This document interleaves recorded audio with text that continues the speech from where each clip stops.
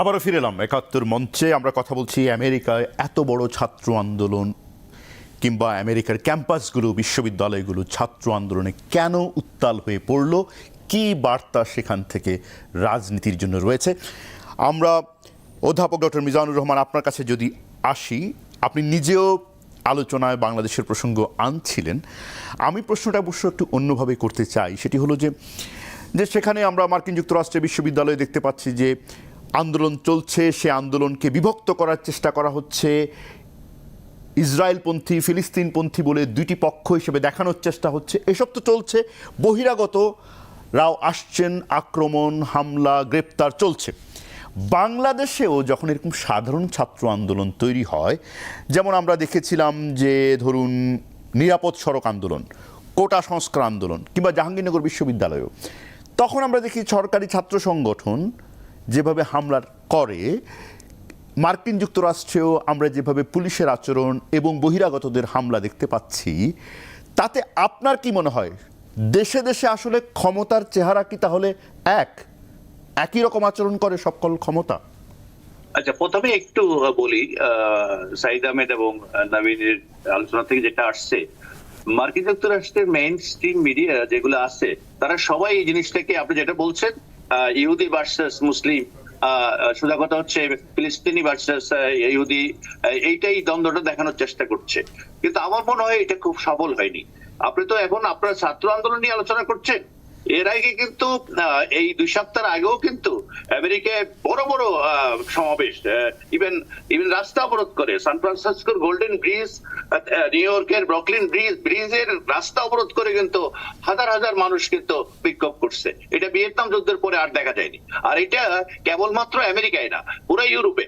আপনি এই ছাত্র আন্দোলন যেটা বলা হয় কলম্বিয়া বিশ্ববিদ্যালয়, আজকে লন্ডন স্কুল অফ ইকোনমিক্স, লন্ডনেও এই ঘটনাটা ঘটেছে। তো এইবার আপনি দেখেন এটা শুধু ডক্টর মিজান, এটা অবশ্যই একটা বড় ক্ষেত্র, বড় বিষয়, এবং যুক্তরাজ্য, ইটালি, ফ্রান্স, সাউথ আফ্রিকার এই আন্দোলন ছড়িয়ে পড়েছে। কিন্তু আমি মেলানোর চেষ্টা করছি না, আমি বোঝার চেষ্টা করছি বাংলাদেশেও যখন ছাত্র আন্দোলন হয়, আমরা যেই চেহারায় আন্দোলনগুলোর প্রতি আক্রমণ দেখি, মার্কিন যুক্তরাষ্ট্র যে চেহারায় দেখছি, আমি প্রশ্ন করছি যে তার মানে দেশে দেশে ক্ষমতার চেহারা একই রকম কিনা, আচরণ একই রকম কিনা। না, সেটা তো মানে যারা ক্ষমতা, অর্থাৎ যারা তাদের মতামতকে তাদের পক্ষে রাখতে চায়, অর্থাৎ তাদের যে মতামতটা এটা প্রতিষ্ঠিত করতে চায়, তো তারা বিভিন্ন প্রক্রিয়াগুলো অনুসরণ করে, বা সেই প্রক্রিয়াগুলোর মধ্যে আমি মনে করি হয়তো তেমন কোনো পার্থক্য নেই। হয়তো তারা যেই প্রক্রিয়ায় করে ওর মধ্যে আরো ভয়ঙ্কর। আমাদের দেশে পুলিশের ছাত্রদেরকে অ্যারেস্ট করার সময় এই কলম্বিয়া বিশ্ববিদ্যালয়ে যেভাবে অ্যারেস্ট করলো, সেই প্রক্রিয়াটা, এবং ইতিমধ্যে বহু শিক্ষার্থী আহত হওয়া এবং অ্যারেস্টের সময় তাদের উপর এমন ভাবে চাপ দেওয়া হয়েছে, তাদের বুকের পাঁজরের হাড় ভেঙে গেছে, এই ঘটনা কিন্তু আছে। আমি ডক্টর মিজান, আমি দুটো ঘটনাকে মিলাচ্ছি না।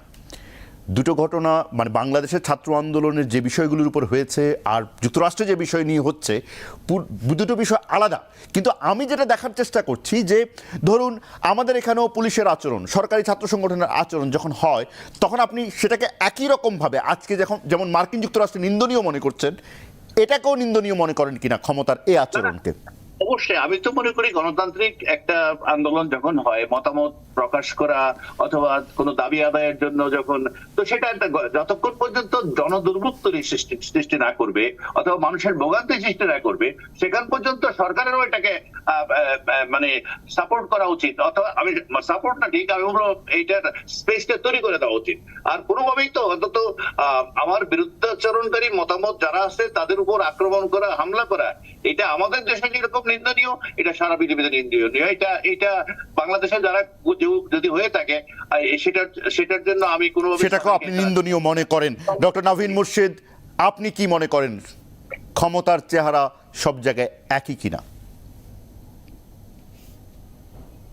একই হওয়ার দিকেই ঝুঁকে। হ্যাঁ, আমি মনে করি যে এখানে সেই একটা ব্যাপার আছে যে যদি মিজান ভাই বলছিলেন যে এটা নির্ভর করে যে এটা ক্ষমতার পক্ষে যাচ্ছে না ক্ষমতার বিপক্ষে যাচ্ছে। ক্ষমতার বিপক্ষে যায়, ক্ষমতা এভাবেই কাজ করে, নিপীড়ন দমনের মধ্যে দিয়ে কাজ করার চেষ্টা করে, অথবা কোঅপ্ট করার চেষ্টা করে, তার মেসেজটা নিয়ে নেওয়ার চেষ্টা করে, ওটাকে পাল্টে দেবার চেষ্টা করে, নানানভাবে হস্তক্ষেপ করার চেষ্টা করে। আমরা এই আমেরিকান ক্ষেত্রে আমরা দেখতে পাই যে সব বিশ্ববিদ্যালয় তো হচ্ছে না, কেন সবগুলোতে হচ্ছে না? কারণ ওরা অন্যান্য অন্যান্য কায়দায় সেগুলোকে দমন করে রাখতে পেরেছে। তো এই যে তো ক্ষমতা যে একভাবে কাজ করে সেটা না, ক্ষমতা সবসময় চায় ক্ষমতা টিকিয়ে রাখতে। তো সেই টিকিয়ে রাখার যুদ্ধে লড়াইয়ে তাদেরও একটা সেই লড়াই বা সেই ধাক্কাধাক্কির মধ্যে তারা যেটা তাদের জন্য প্রয়োজনীয় মনে করে তারা সেটা করে। কিন্তু আমরা আমাদের দেশে আমরা দেখি যে ছাত্র রাজনীতি কখন সফল হয়, যখন ঐক্যতা পায়।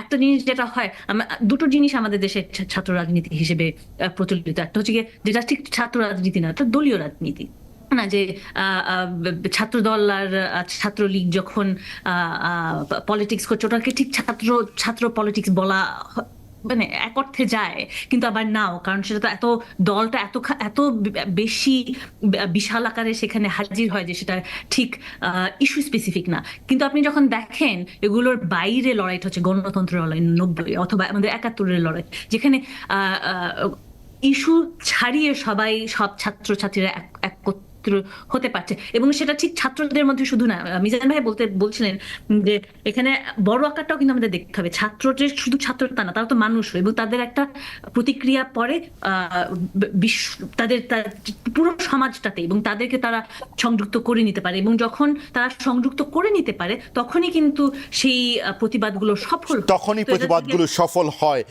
শেষ প্রশ্ন করতে চাই ডক্টর সাঈদ ইফতেখার আপনার কাছে, যে যা চলছে মার্কিন যুক্তরাষ্ট্রে এই মুহূর্তে ক্যাম্পাসগুলোতে শিক্ষার্থীদের যে বিক্ষোভ ইসরায়েলের গণহত্যার বিরুদ্ধে, বিশ্ব রাজনৈতিক নেতৃত্ব যেমন বাংলাদেশের প্রধানমন্ত্রী সরাসরি পরিষ্কার ভাষায় সংসদে, এমনকি মিউনিক সিকিউরিটি কনফারেন্সে সেখানেও বলেছেন যে ওখানে গণহত্যা চলছে, ইসরায়েল গণহত্যা করছে এবং তার প্রতিবাদ করা উচিত।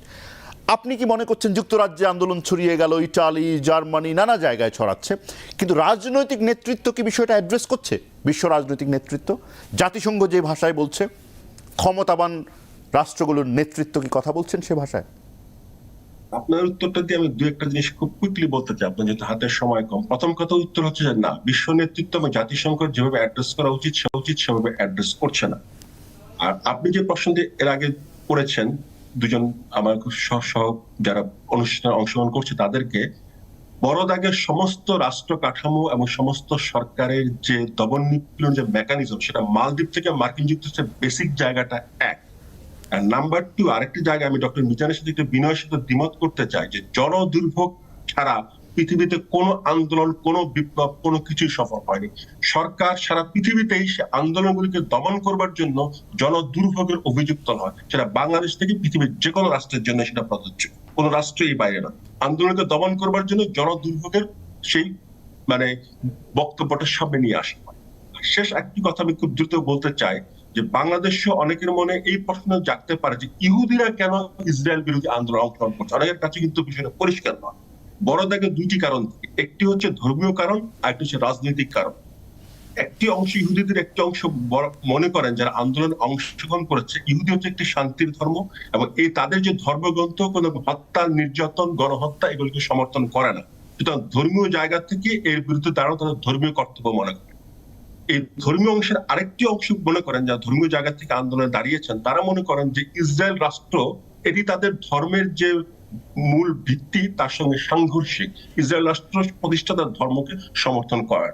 আর এর বাইরে আরেকটি অংশ আন্দোলনে দাঁড়িয়েছে ইহুদিদের, তারা হচ্ছেন বড় দাগে প্রগ্রেসিভ, লিবারেল এবং মার্কসিস্ট। তারা সেই জায়গা থেকে আন্দোলনে দাঁড়িয়েছে একটা মানবতার জায়গা থেকে।